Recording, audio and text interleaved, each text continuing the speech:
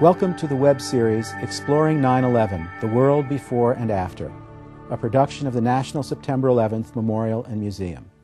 I'm Clifford Chanin, Senior Program Advisor at the Memorial Museum.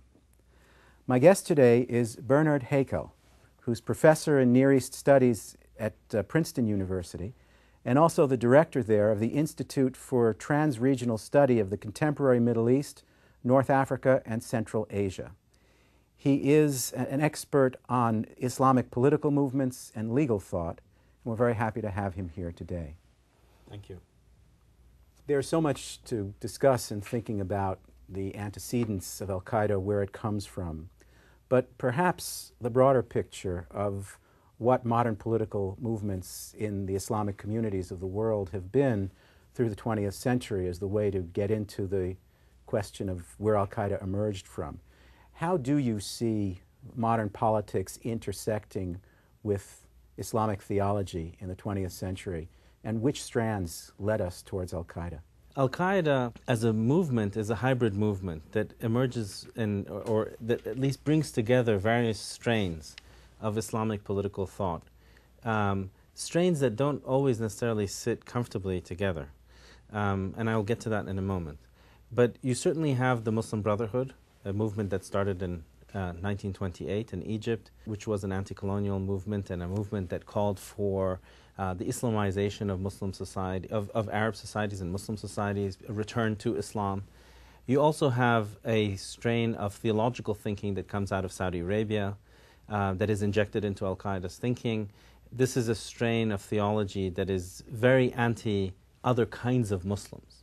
So it's not directed at non-Muslims, but rather at wayward Muslims, and tries to bring them back to a purist view of the religion. And then you have practical experiences, namely the failure of other ideologies to take root in the Middle East. So you have liberalism failed with the coups of the military officers that took place in Egypt and then in Iraq and in Yemen. You do have also the failure of nationalist and socialist ideologies, most perhaps emblematically seen in the Six-Day War of 1967, where Israel was able to defeat a combined force of several Arab armies, and also the promotion of various Middle Eastern states, Egypt amongst others, of Islamism as a counterweight to leftist ideologies. So, and then, of course, in addition to all of that, you have the war in Afghanistan, which gives the practical military experience to certain Islamic forces and groups to gain this practical experience and to bring the ideology and the practice together. Al-Qaeda is really a product of that, that history of great torment and failures of many other ideologies. Let's take a step back, because I think it's important to situate these violent jihadi movements, if we can call them that, within the broader context of Islamic political development in recent years. How many steps back do we need to go to find the context into which this group, which we know today as Al-Qaeda, but more broadly this violent ideological, theological stream of Islamic thinking, how many steps back do we have to go to find the origins of it? Do we step all the way back to the religion itself, to some particular interpretations of the religion? Where does that element of violence come in? And when does it become directed in the way it was against outsiders, or the U.S. in this case? Right. So if you listen to Al-Qaeda itself and how it presents itself, it says that it's, both its views and its practices are rooted in the very earliest understandings of the Islamic religion, and that nothing they do veers from that original interpretation, the original practice of Islam. This is contested. I think they draw on certain elements of early Islamic history and early Islamic practice and verses in the Quran.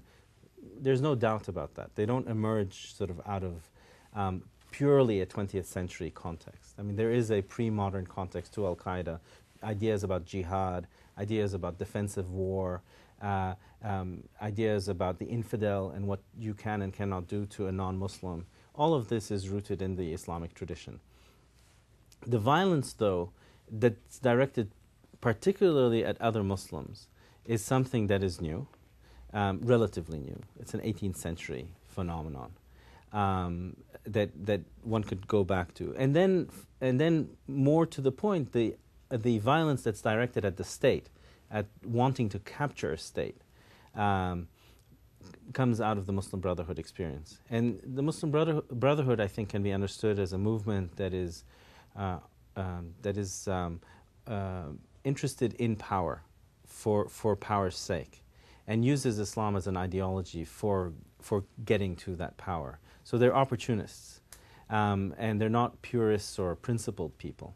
Al-Qaeda has this element of opportunism in its ideology. It also, though, has this 18th century Puritanism that you find amongst the Wahhabis. So that takes us back to Saudi Arabia and the origins of that particular stream of Islamic thinking in the Arabian Peninsula.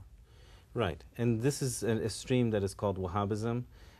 It's a movement that started in the 18th century, and we can date it precisely to 1744, when you had an alliance between a religious scholar and a political leader in central Arabia, in a part of the Muslim world that was considered utterly marginal to the political and intellectual and cultural life of Muslims.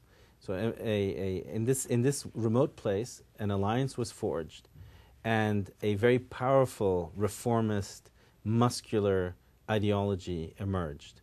One that said that the Muslims of the time were actually bad Muslims or even infidels because they didn't worship in this purest, unadulterated way. The theology was not pure enough. And they fought against other Muslims, and they killed other Muslims, and they expanded the state, so that by 1803 they were able to take over Mecca and Medina, the two holiest sites in Islam, and this engendered a reaction from the rest of the Muslim world. Until today, most Muslims regard the Wahhabis as fanatics, as uncivilized and uncouth and boorish Muslims who are intolerant and who don't represent true Islam.